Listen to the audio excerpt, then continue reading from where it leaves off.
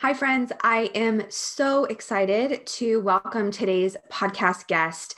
Most likely, you have not heard of our guest today, and I am just really, really delighted to share him and his work and introduce you to Jason Amoroso, who is the founder of Revelation Breathwork. I was first introduced to Jason through his wife, Maura, who they actually lived just down the street from me when I lived in Los Angeles. She is a cranial sacral worker. She is a healer of all sorts. She and I went to USM to get our master's in spiritual psychology together. We actually did our third year together. And last year, I contacted her about some breathwork training and some questions that I had about breathwork. And she introduced me to her husband, Jason. Him and I had a quick conversation, and we've just stayed in touch ever since. And he had mentioned to me when we spoke on the phone that his brother was going to Dr. Joe Dispenza. So I've got somewhere where I'm going with this story. So when I went to Joe Dispenza's workshop in November of 2020, here I am. It's a huge room. There are tons and tons of people. And I sit down and I look to my left and I go, Lewis, is that you? Now, Lewis, who I've mentioned here and there, is a guy, he's about my age, that I had also met at USM during my third year, and we had never really connected. So I connected with Maura.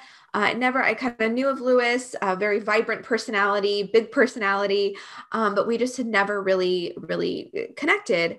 And here we are sitting next to each other, and I'd heard that he had gotten sick, and I didn't quite know the details of it. Anyways, he says to me, I don't know if you heard, I've been diagnosed with cancer. And long story short, throughout this week-long experience in November, Lewis and I had the most beautiful, beautiful connection, just heart connection, soul connection. He obviously was going through a lot with his condition. He was stage 4 pancreatic cancer.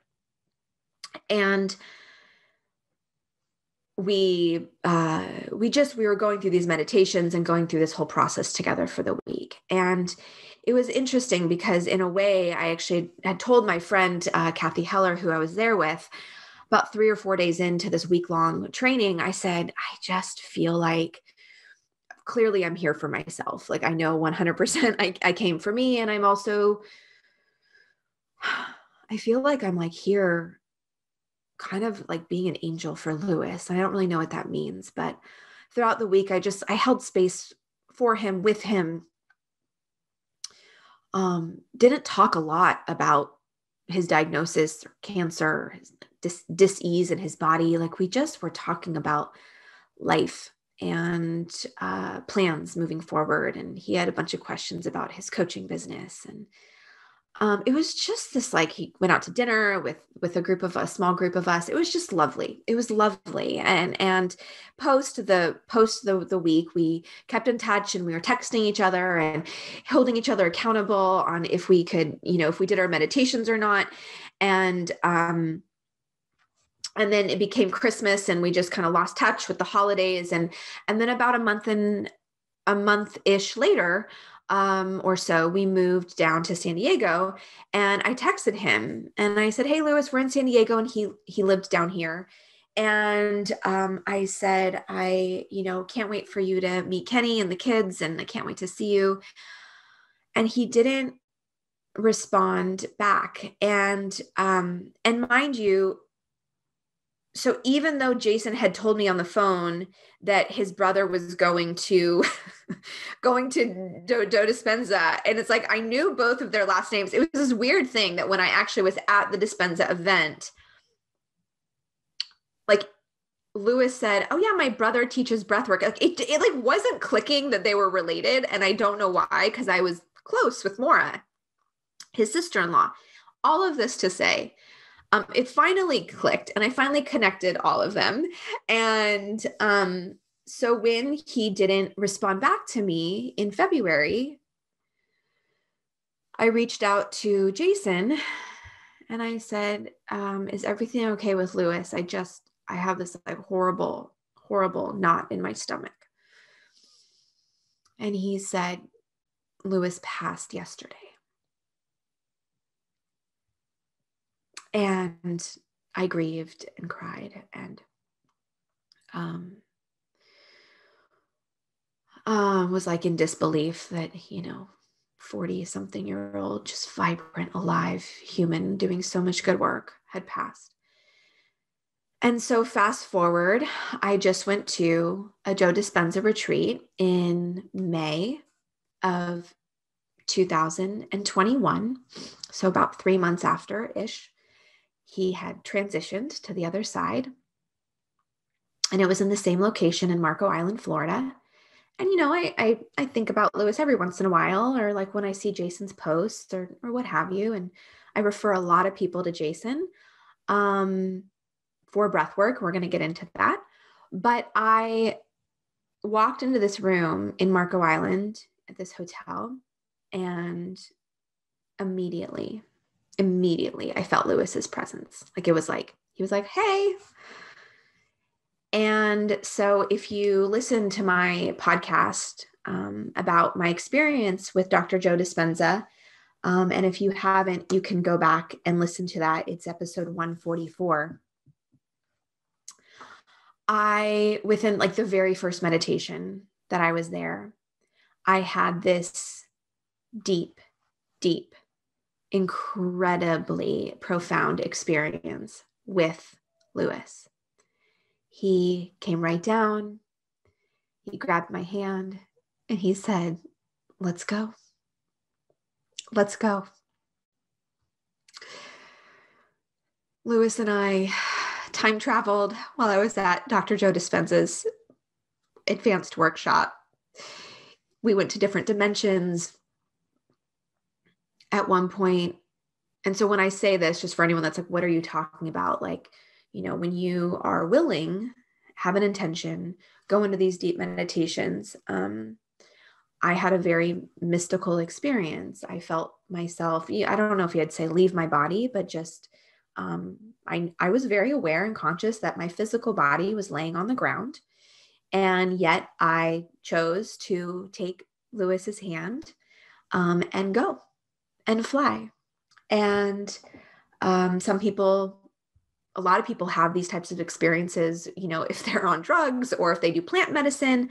But I really want you to know that these types of outer body experiences and healings and transformations are available completely sober, completely,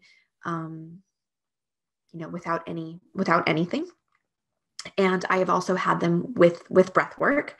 But in this particular case, and this particular 4 days, I was having them through Dr. Joe Dispenza's meditations. And so just to share with you just a little, like Lewis and I, at one point he took me like through these like different dimensions and took me to this field. And I was like, okay, let's go. This field like looks so fun. It looks magical. Like, let's go.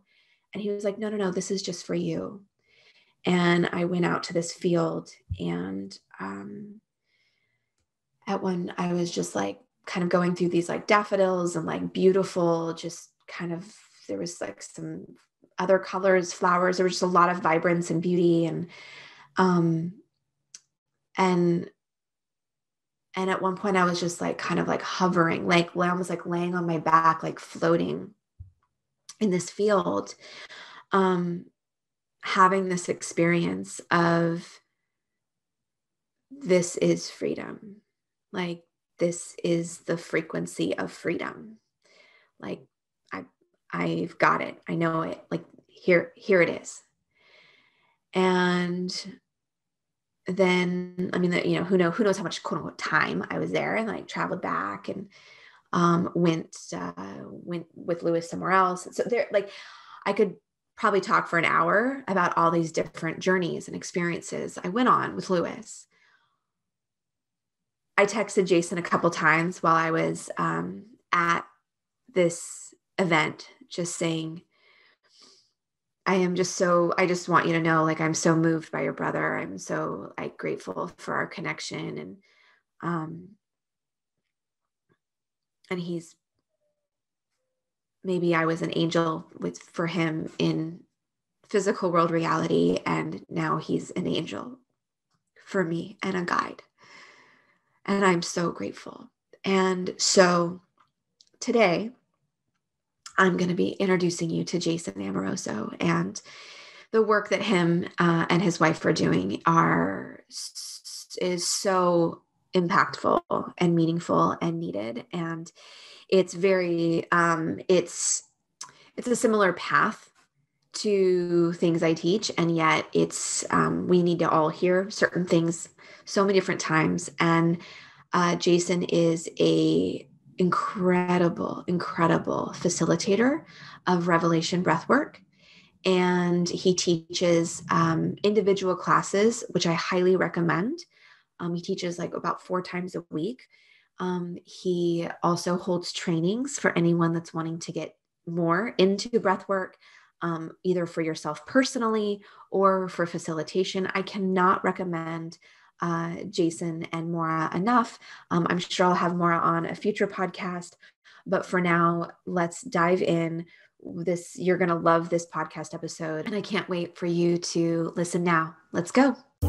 Hi friends, it's Heidi Stevens here. Welcome to Drop Into the Vortex, where conversations about up-leveling your frequency, reaching your next level, feeling alive, and manifesting with more ease are happening. I'm a mom, I'm a wife, I'm a serial entrepreneur, I am a spiritual teacher and leader, and I am here juggling all the hats right along with you, creating our next level life and showing you how to do it on the way. Welcome, let's go. Jason, welcome to Drop Into the Vortex. I'm so happy to have you here.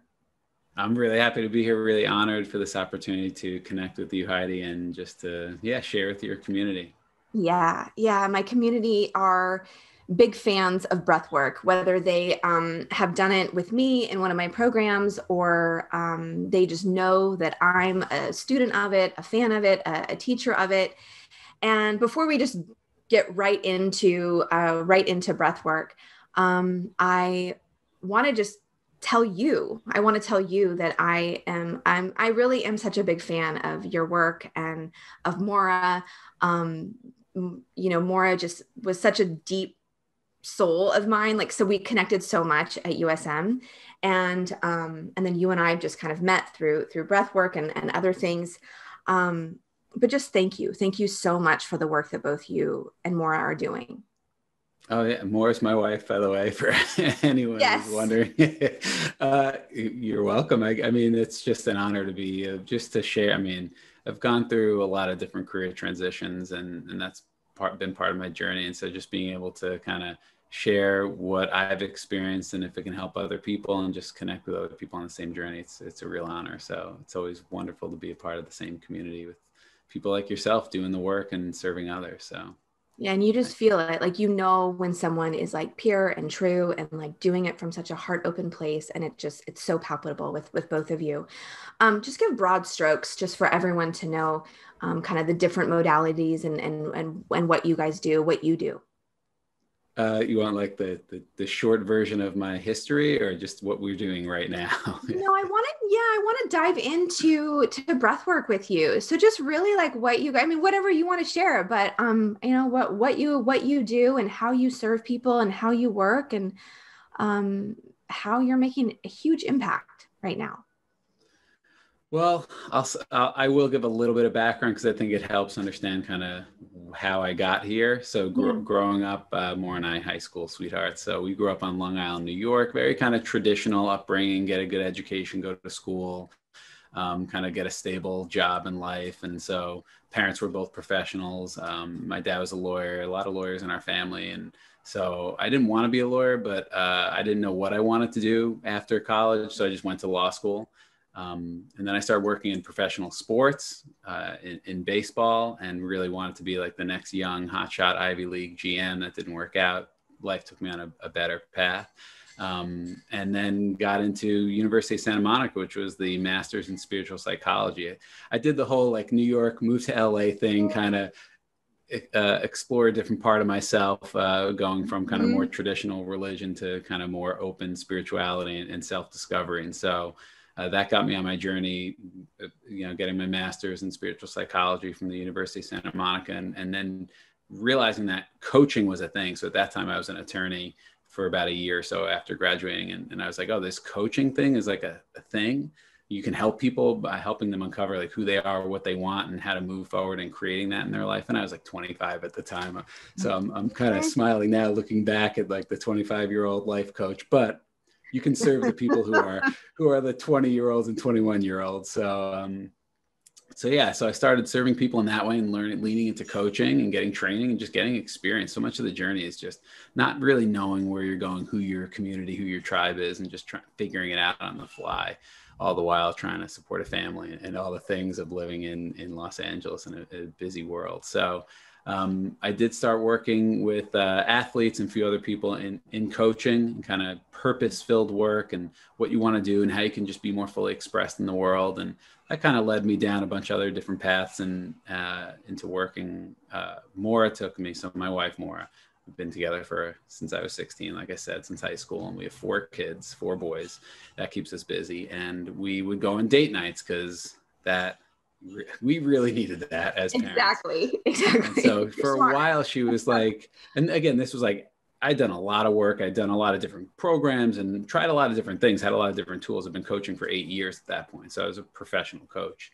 And she was like, let's try this breathwork class, at this place in Brentwood. And I'm like, yeah, let's go out to dinner. I'd rather go eat and like connect with you. No, let's keep going. So it was probably like 6 months before we finally went to a class. And the first class, like so many people, their first experience, mine was a very big one, just a big release, just a connection to my heart, a reconnection. I realized how kind of disconnected I was. And after I experienced that, I just knew, I was like, I got to learn more about this. I got to get trained in it if there's training, and then start offering to my clients, because I've had those experiences before.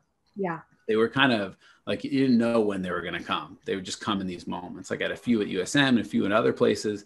But with this, it was like, holy smokes, I can access this place anytime I want using this very simple and powerful technique.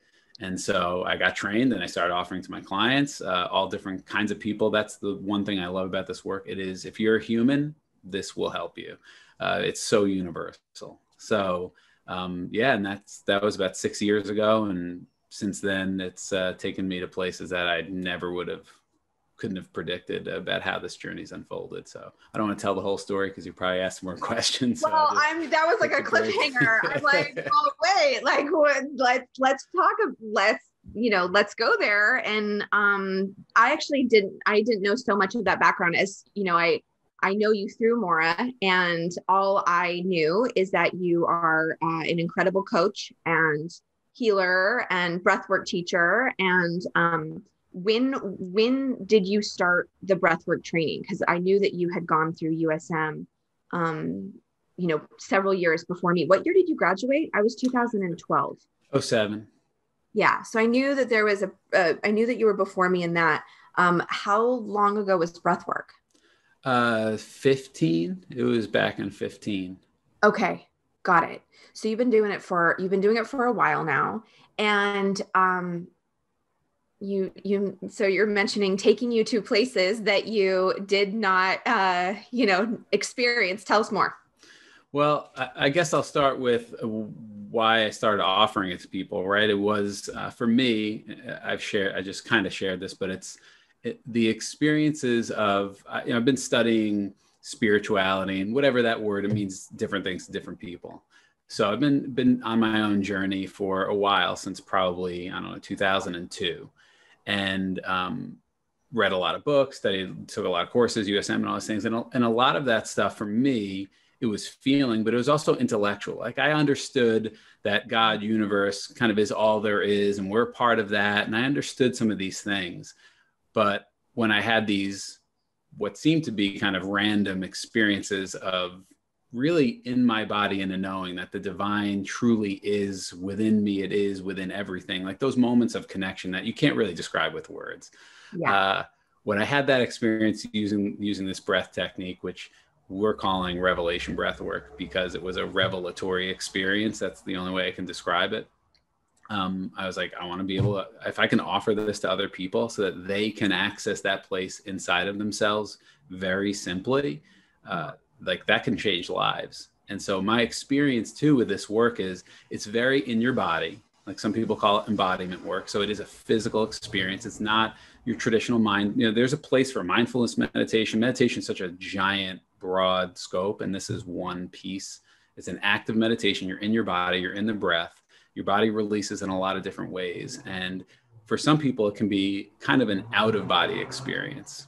And the way that I would explain it is when you have an out of body experience like that, but you're still very much conscious and aware that you're here and you feel this love and this connection to an energy, there's less fear there. Because I think a lot of our fear, a lot of our anxiety, a lot of our stress is related to just physical survival. We're in survival mode all the time.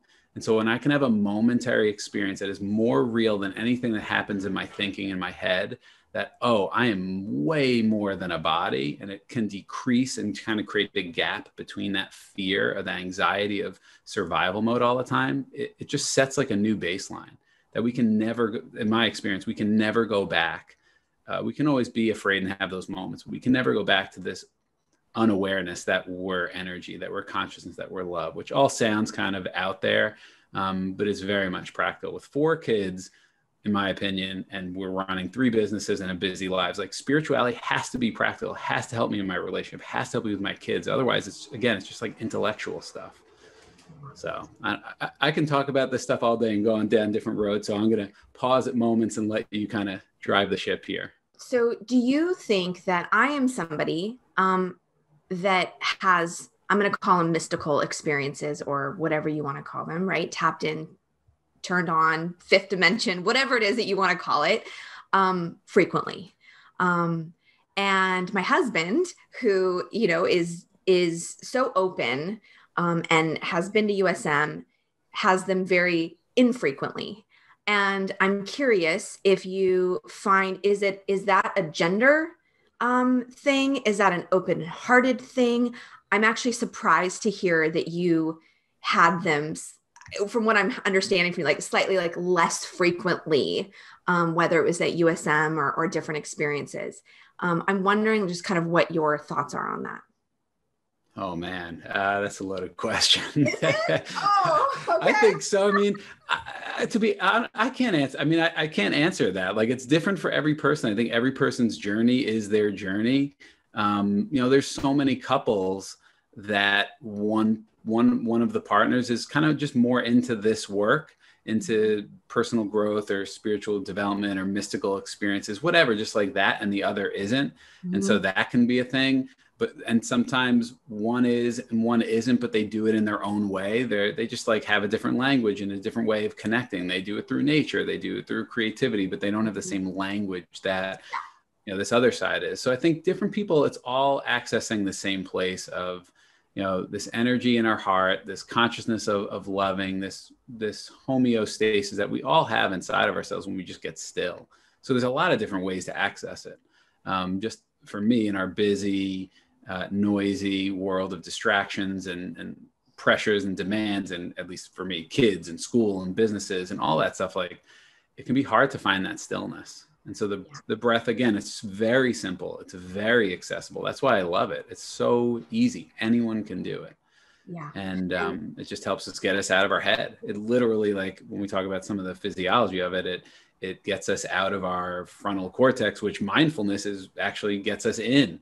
It keeps us in our frontal cortex, the executive functions, which can be really helpful, right? Focusing on demand for longer periods of time, emotional control, making good decisions quickly. Those are all things we want to have as well. So it's this balance between the two. But I love that this revelation breathwork is just very accessible. So let's talk a little bit about the science of breathwork, and what you just kind of went into that a little bit. But how does like the breath work to really be able to open up that portal and open the heart, in my own personal experience, so quickly. And I know that's not always the experience of everyone. And I do want to talk about, because I'm now taking, hundreds and hundreds of women through this process. But can you speak to the actual like breath and how it works? I get asked the question quite frequently and I don't know the answer. Yeah, absolutely. And I can speak to it in the way that we share. We teach some of this in our training, in our level 1 training. And I think at the end of the day, for me, the breath, it's a tool, and some of the science or the research, science can be a tricky word. So some of the research that's been done, there's a lot of research on similar techniques. So if you go on like my Instagram page, I don't talk about the science really at all on it, because for me, that's not like, it's not what it's about. And it can be helpful for some people to have an idea about what's happening in their body. But like you said, why does it work for some people and not for others? I think it's like any opening work, any healing work, is that it's really our intention. Like everything starts with intention. If you're not ready in your own journey to heal something, it doesn't matter what modality you do, it's not really going to be effective for you because you're not ready internally. Like you can't force someone to get there. So I think for a lot of people, like if they're not ready, they do it in little tiny chunks, and other people are just like, here I am, and they're more open. So I think when we talk about the effectiveness of the breath, that's a big piece of it, the intention and the willingness and the readiness. Now with this specific technique, I've done a bunch of research. I haven't found a lot of scientific kind of physiological studies around this specific technique, what some people call, like, that's the other thing. People call it breath work. And so when I learned this technique and started sharing it, I was so excited. And I was like, hey, have you ever done breath work? I want to share this with you. And they were like, yeah, I've done breath work. And then I'd walk them through this process. And afterwards, their eyes would be huge and they just had some big emotional or mystical experience. And like, holy crap, I've never done that. What was that? And so very quickly I learned, breath work is just this generalized term for a breathing process, breathing techniques, pranayama and yoga, pranayama. Like there's all different kinds of breathing exercises that fall under breath work. And so because this experience was so impactful and powerful and simple, to me, it felt like it needed its own thing that distinguished itself from just this generalized. So that's why we're calling it revelation breath work, because of the experience that it offers. So with that said, we'll get into it. So there's a lot of research on Wim Hof method, which is similar but different. It's definitely different, but it's also similar enough. And there's a lot of research on holotropic breath work, which has been around for a long time. Thousands, I think over 1,000 research papers on that, both from a physiological and like a healing, mental health, emotional health standpoint. So a lot of the science that we pull is from those two things. So with that said, my understanding of some of it is that and this is why this is good and different from mindfulness, is because of the active breath, when you're breathing in and out through your mouth, most people, and if you read the book, there's a lot of books now on breathing. So that's really cool. People are learning about it.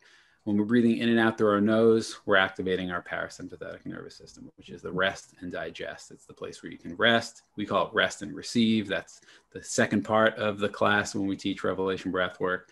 And that's really what everyone thinks that they want. And there's a really important place for that. I say in my classes, the other 23 and a half hours of your day, you want to be breathing through your nose. Now, the active breath in revelation breath work is in and out through the mouth.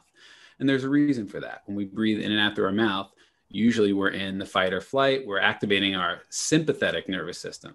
And so most people are stressed in the world. They're feeling anxiety or all these different things. And so they're already, probably without even knowing, not breathing deep. And they're also probably mouth breathing. It's so funny. One of the ways that I bond with my son, my older son, is we play video games together. We play Call of Duty. And it's very high intensity. You're like running around trying to, get guys, shoot guys, and they shoot you. And I realized just last night, I'm playing my mouth is open, my tongue's out, like, because I'm so in that kind of, that fight or flight mode, the adrenaline. So I've been making a conscious effort to keep my mouth closed and breathe through my nose. But with the active breath, it's a controlled fight or flight. So it's not like we're actually under any threat, right? If we're in a class or we're in a controlled place, we're at home, there's nothing really there to threaten or harm us. So it's a controlled fight or flight, which allows the nervous system then to release a lot of the energy that it's been holding on to in that fight or flight state. So that's why it can be so powerful. That's some of the physiology behind it. There's more, but that's like I think the biggest one. Yeah. So this is, I mean, you have developed your own quote unquote breath work practice that is unique and combines a couple of different modalities. Is that accurate? Well, it combines, I think, influences from what, Maura, it has definitely been a huge influence on Revelation breathwork and what she studies. And we study, I would say, complementary things with the same overall energy. Revelation breathwork has again, it's kind of come through me. I feel like the steward of this. And I definitely didn't create this breath technique, but I totally forgot what your question was. Well, yeah, I guess I'm trying to create different modalities around, what it, you're mentioning Wim Hof, you're mentioning the breath work, you're mentioning the in and out, the sympathetic piece of it, which is unique to some of the other quote unquote breath works that I've practiced before. Yeah, I mean, this was, again, I didn't create this. This was something I got trained in by a gentleman named David Elliott, who's based in LA, who trains a lot of people. And I think he got trained by somebody else. So, I bring the influences that have impacted me from A Course in Miracles, The Way of Mastery. I've studied with Dr. Joe Dispenza. So at the University of Santa Monica, spiritual psychology, kind of bringing in all of these. But the one thing I love about this breathing technique is it's really simple. And the way that we teach it in our trainings, whether you want to be a facilitator or not, you just want to do your own, you have another tool, is there, like, that's the good news. Like, there's not a lot of tricks and techniques and things that you need to do. Like, oh, you got to put your hands here, or, oh, you got to make sure that like they're saying this, or it's not any of that stuff. Like, we're, as a facilitator, the way that we teach it, we're not intervening so much. Like, letting the breath do the work. The breath will do the work. And as a facilitator, really my job is just to hold this space. And I know that's a whole thing. What does holding space mean? But just really being present with someone and knowing who they are at a soul level. That my job as a facilitator is to know that they're not broken. They don't need to be fixed. They don't need to be saved. There's nothing wrong with them. They're a human being they're a divine being having a human experience. And so when I can just hold that accepting, safe space for someone, and if they're ready, they'll feel safe enough to open. And when people open, and again, how do you open? It's just more of it's an intention to just kind of let go mentally. It's an intention to just give yourself permission to feel whatever feelings that you have, the good ones and the bad ones. They're all just energy, and allow those things to come up and come out. Because what happens is we store them in our body. They build up over time. A lot of times we don't even realize how much we're carrying until we let it go. We're like, holy smokes, I didn't even realize how much I was holding on to. Yeah. So that's the thing about this technique. It's not complicated. Yeah. I'll often tell my clients, whether you feel it or not, or know it or not, it's living inside of you. So might as well just lean into it and let it come forward and let it come out. And so, Jason, you work with anyone and everyone through your classes, which you offer so often, and I often recommend to my clients. And then you also do trainings. Can you share a little bit about what those look like and how those work? Yeah, absolutely. Well, the trainings are I think they're for everyone, honestly. If you're like a human being and some people call them life training. So they really are in this kind of journey through level 1 facilitator training, walks people through the foundations of the breath and some of the physiology of the breath and why it can be so impactful in healing, some of the things that we talked about earlier. It also gets into the foundational principles of spiritual psychology, which for me, and I won't speak for more, but I think I can, has been like the biggest life changer in terms of a context from which to experience life. It changes everything from that context.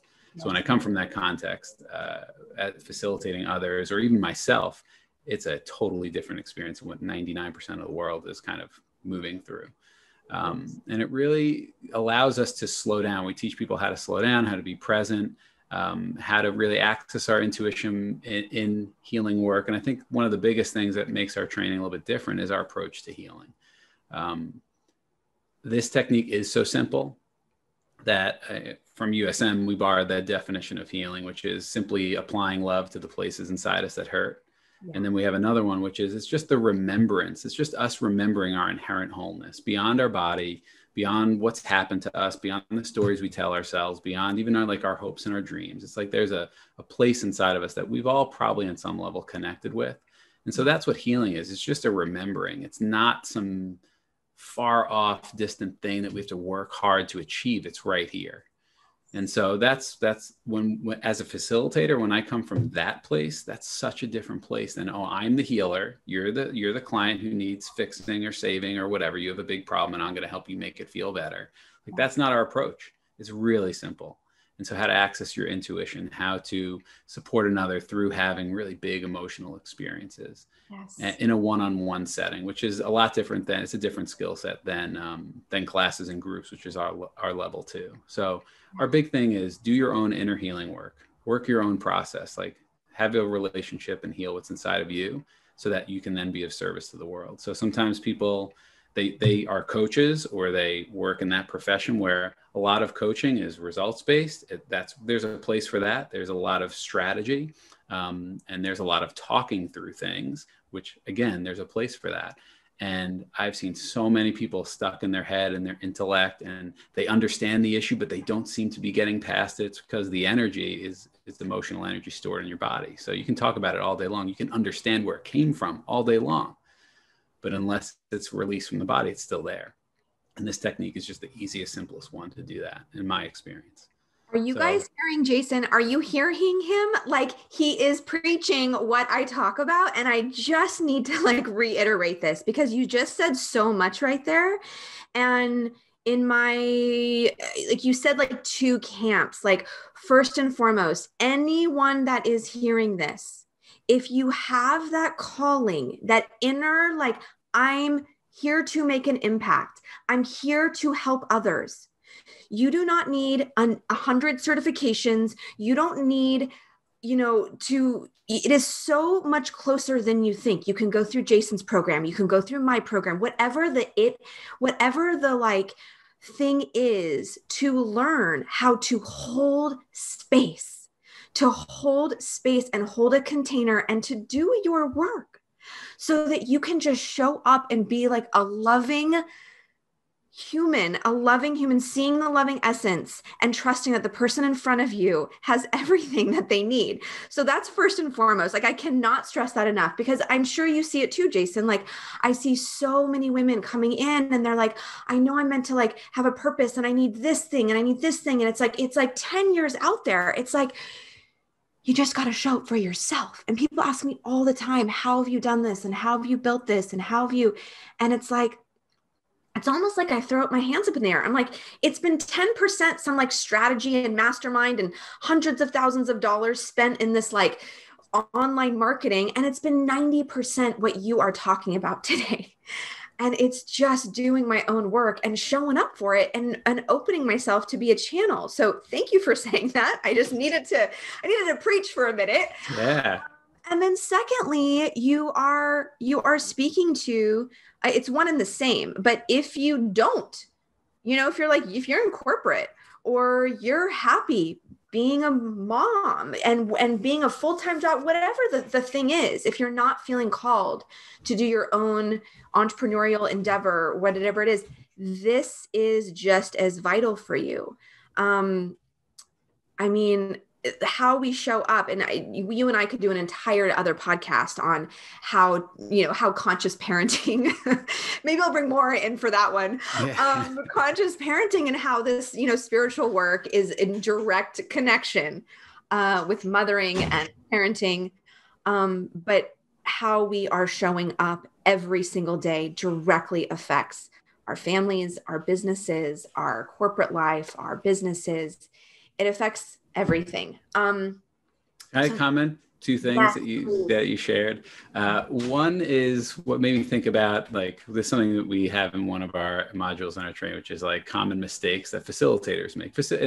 And again, we call them facilitators. Could be anything. And one of them is like waiting until, like, we have a lot of people who come through our training who are like certification junkies. They're just always getting certifications, different trainings, because they love to learn, but they're really afraid of like getting out there and helping people. And just like exactly what you said, like, it's just about just getting out, making mistakes, looking dumb. Like, who cares? Like, get into action, just serving, and like answering that calling. If you feel called to help people, just start, and the universe and life will kind of take you where you're needed. So trusting that.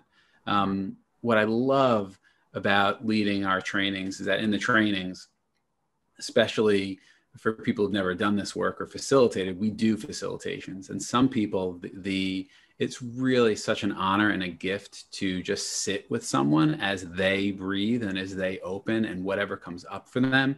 And again, you don't have to say anything. You don't really have to do anything. Like, you're just there to support them. And some people say it's more impactful than the breathing, which, if you've done the breathing, you know how impactful it is. So it's such a gift to just be the loving witness for someone as they do this courageous work of feeling and opening.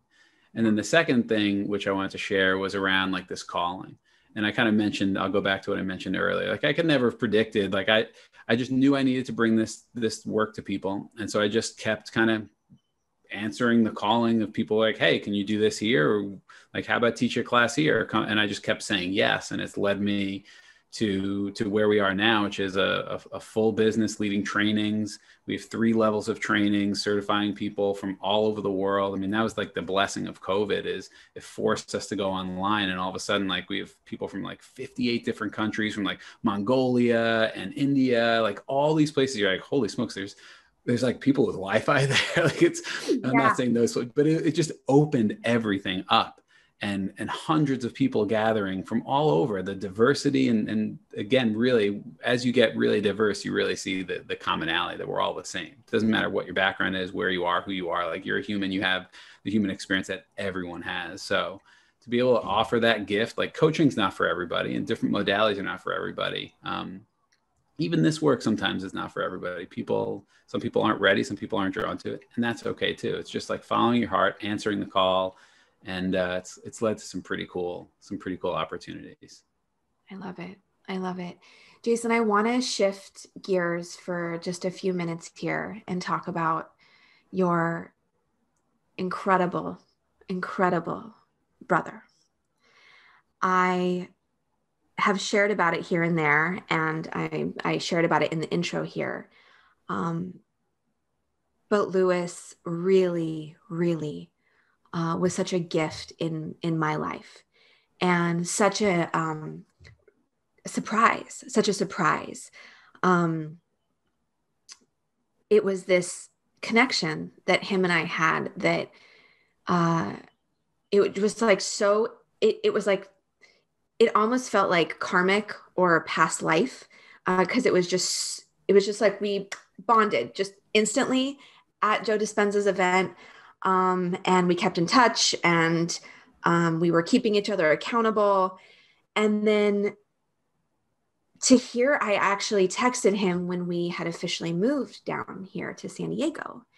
And then I reached out to you, and you shared the news that he had passed. And,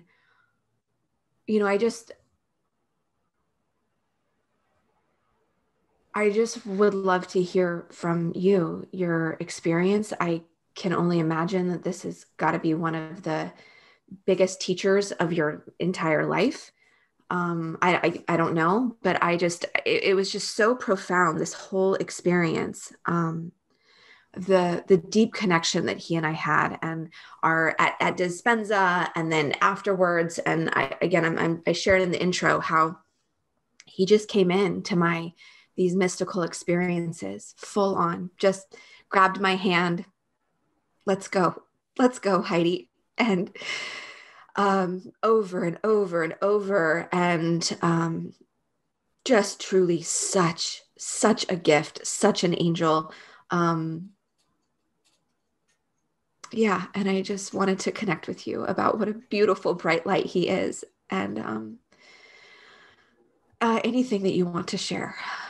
Well, first of all, I love that you use present tense because he's very much in my awareness. And yeah, my belief is that matter just changes form, energy never dies. And so consciousness is always here. So it's just a different relationship that I have with him now. And also love how you shared about the soul connection. It's really neat just to, when you meet someone and you know there's a connection that's just more than kind of the everyday, and whether it's past life, whether it's whatever, we kind of probably travel in groups, right, over different experiences and all that. And I know here on this little table, I've got his picture here, there with me, kind of a cool thing somebody made for us.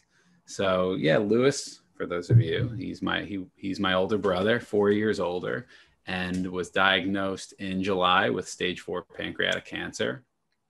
And had this journey of it was really a healing journey. I think in terms of sharing the experience, a lot of people think like if somebody passes from something like cancer, and this was my first like real experience with it. I've known people have passed, but this was obviously very close. Lewis absolutely healed through this journey, even though his body, passed and he left this time. He absolutely did so much healing. It was really incredible to witness the layers of surrender that he experienced, that he went through. I mean, the cancer humbled him in so many ways. It forced him to kind of look at things in so many ways. I mean, it just brings the whole family. It's like family stuff, relationship stuff, brother stuff, father, son, mother, son, like it just brings it all up. And so really blessed that he had the tool set to be able to use it, and the support around him and people like my wife and me and his wife and our family that kind of spoke the same language and can support him through that. At times, understanding again at an intellectual level, like what's happening inside of him and this transition that's taking place. At other times being really human and having a lot of emotions around that, a lot of fear, a lot of anger, and just allowing himself to have that whole experience. It was really a beautiful process, and one of the ways that I healed through it was through teaching Revelation Breathwork, because when I teach, it doesn't matter what's happening in my world. Like, that's why I think some people are like, oh, do I need to have it all together to serve someone else? And my answer is absolutely not. Like, service actually helps me get it all together, because I get out of my head, I get out of what's wrong, I get out of my problems, and I'm just here to serve someone else. And so I was able to do a lot of healing by teaching through class. And so, yeah, it was a really beautiful experience. I miss him at times. I think about him every day and like, oh, I want to call him and he's not around. And, but he's just, like I said, it's just like a different relationship. We grew up like acting out Star Wars. Like he was always Luke Skywalker. I was always Han Solo, and our neighbors, and we'd like do the dialogue and everything like that. So I'm going to quote Star Wars here from Obi-Wan Kenobi when he's in the battle with Darth Vader, which is like, if you strike me down, I'll become more powerful than you can possibly imagine. And for sure, Lewis is definitely more powerful than he was in a body. And it's so funny. People who never even met him say that he shows up in the breathwork sessions. So when you talk about like, if there's adventure to be had, Lewis is there. Like that, he was one of those souls that just like wanted to experience like, I'm not like that. Like, I don't have to travel the world. I'm sure it'd be awesome and fun, but like he had to experience everything, and he did. So in a very short amount of time. So that's, I'm honored that he touched so many people. And Yeah, he definitely touched me. And it was so fascinating that I didn't really connect with him at USM. So we were in the third year together, and he was always the guy that stood up and, corralled the whole social group every Sunday. And I think my son was 1 at the time. So I was like, peace out. I'm like still breastfeeding. Like, I've got to get out of here. I'm like mom mode, and yeah, so I clearly got to know Lewis in the exact perfect time that I was meant to get to know him. But are you open to sharing what your relationship does look like with him now? Yeah, I mean, yeah, it's pretty simple. It's just like, instead of calling him up on the phone, I don't need to dial any numbers, just right there. So it's just a conversation. It's just a presence. Sometimes it shows, he shows up in dreams, and other times he'll just pop into my awareness, or I think he likes to show up, like I said, in the breathwork class. So I'll kind of invite him into classes, and it's just a conversation. Anytime I want to either ask for guidance or just share what's going on, because he would be my go-to, and with wins and things that we're kind of on the same journey. He did coaching and adventure and offered the same thing. So I just kind of, I know he's here all the time, so I don't really even have to say like, hey, look what happened. Like, he's there. So it's like, isn't that cool? Like, it's more something like that. Ah, so good. Yeah. So good. Jason, you're such love. I'm just like so happy to be here with you and to be connecting and to share, most importantly, to share you with my community. They need your trainings. They need your breath work. Let everyone know, please, where they can find you. Oh, thanks. You're so sweet. It's been such a joy and an honor to share this time to, be a part of your community in this small way. And people can find us at our website, which it will be a different website in just a couple of weeks. So we're excited about the rebranding. Exciting. Right now it's revelationbreathwork.com. Okay. And then we're on Facebook, but not mostly on Instagram at Revelation Breathwork. And it's just again, it's just an honor to be of service, to show up, and that people are getting value from it is really cool. So thank you, Jason, so much. Have a good day. Thanks, Heidi. Appreciate you. Take care.